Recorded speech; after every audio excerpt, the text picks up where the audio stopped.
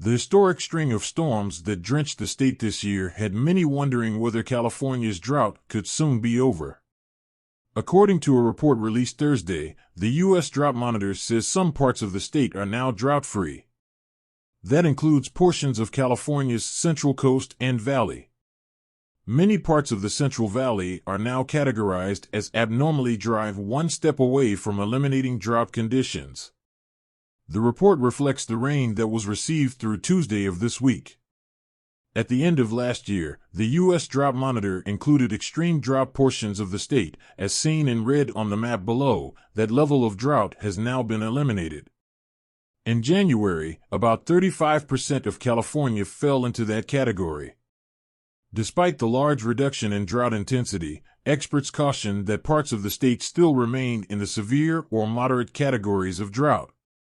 The recent storms have actually filled many of the state's reservoirs, which could even overflow once all of the snow melts. Officials say the drought conditions across the state are improving and the water supply is looking much more promising than a month ago. "This is big," said Paul Pastelock with AccuWeather. "This is big on how much we've gotten hit." The state's major reservoirs are located in Northern California, which is where most of the rain and snow has fallen. As of midnight Monday, Shasta Lake is up to 84% of its historical average, compared to 57% at the beginning of January. Oroville is higher than its historical average at 116%, up from 71%.